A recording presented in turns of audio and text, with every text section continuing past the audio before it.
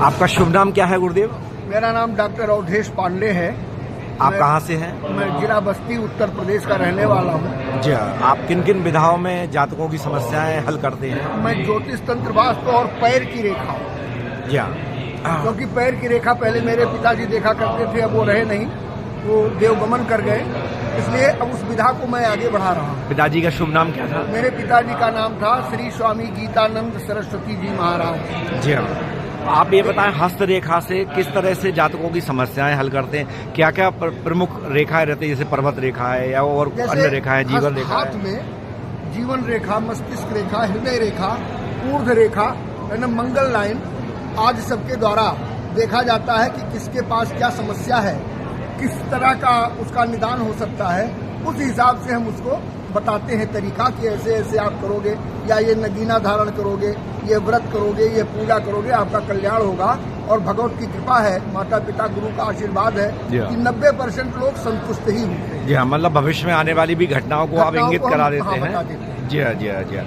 और जन्म कुंडली से आप किस तरह से, अच्छा, जो 12 भाव रहते हैं उसमें क्या क्या समस्याएं जातकों की रहती है?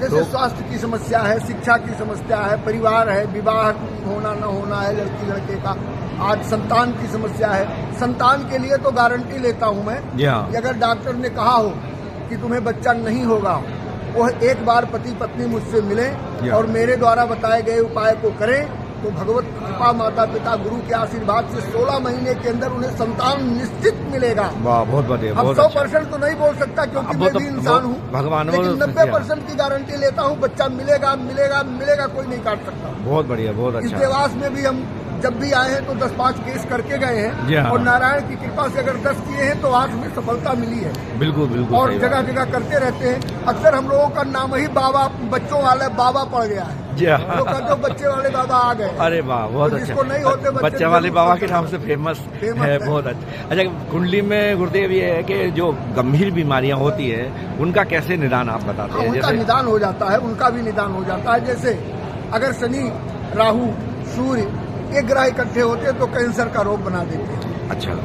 अगर शनि और बुध इकट्ठा होते हैं तो घुटने में समस्या देते हैं। गठियावाद और जो रहता है, मंगल इकट्ठा हो जाए राहु के साथ तो क्रोध को बढ़ाता है, अग्नि तत्व को बढ़ाता है, पित्त को बढ़ाता है, तो जलन पैदा होता है आदमी के अंदर। इस तरह से ग्रहों का विवेचन करके भाव, किस भाव में कहाँ कौन सा ग्रह बैठा है, उस हिसाब से उस ग्रह का उपाय करके उसका निदान बता है। अच्छा, उससे वो लाभ हो जाता है, जातक को तो आराम पड़ जाता है। 100% तो नहीं हो सकता, जी हाँ, जी हाँ। ब्रह्मा के लेख को टाला नहीं जा सकता, कम किया जा सकता है। जी हाँ। आपने इतने कार्यकाल में ज्योतिष विधा में, और पिताजी का भी आपके पास आशीर्वाद है, उनकी विधाएं हैं, आपने कोई राजनीतिक भविष्यवाणियां या किसी तरह की भविष्यवाणियां की जो सही निकली हो? मैं व्यक्तिगत राजनीतिक भविष्यवाणी कर सकता हूं, लेकिन पूरी तरह से पूर्ण नहीं करता, क्योंकि इसमें समस्याएं होती हैं। हाँ। हम किसी की कुंडली नहीं देख पा रहे हैं, हम किसी का हस्तरेखा नहीं देख पा रहे हैं और हम बोल दें, तो जैसे अभी आपने देखा इस चुनाव में हुआ, लोगों ने भविष्यवाणी किया 400 पार, 400 सब गलत निकली है। जी हाँ, सभी भविष्यवाणी। मैं करता हूँ भविष्यवाणी, और गारंटी ले लूंगा कि आपका काम बनेगा या नहीं बनेगा। अच्छा, लेकिन सामाजिक रूप से नहीं करता। नहीं, बहुत ही बढ़िया। जनता के लिए आप क्या संदेश देना चाहते हैं जिससे उसकी सुख समृद्धि रहे और आगे बढ़े? संदेश देना चाहेंगे कि अपने माता पिता, अपने गुरु का सदा सम्मान करो, उनके चरण की धूली माथे से लगाओ, हर समस्याओं का निदान ऑटोमेटिक होता चला जाएगा। जो अपने गुरु की आज्ञा मानेगा, माता पिता की आज्ञा मानेगा, उसके जीवन में बुरे दिन भी अच्छे दिन में बदल जाएंगे। यह मेरा अनुभव है। जी हाँ। और सनातन धर्म के बारे में आपकी क्या राय है? धर्म की रक्षा होनी चाहिए। जब तक हम धर्मवान नहीं होंगे तब तक हम संस्कारवान नहीं होंगे, और ये संस्कारवान नहीं होंगे तो संसार में हमें कोई स्थान नहीं प्राप्त हो सकता। संस्कार मर्यादा अनिवार्य है, इसलिए अपने धर्म पे अटल रहने की हमेशा हर व्यक्ति को देता हूँ प्रेरणा कि अपने धर्म के प्रति वफादार रहो।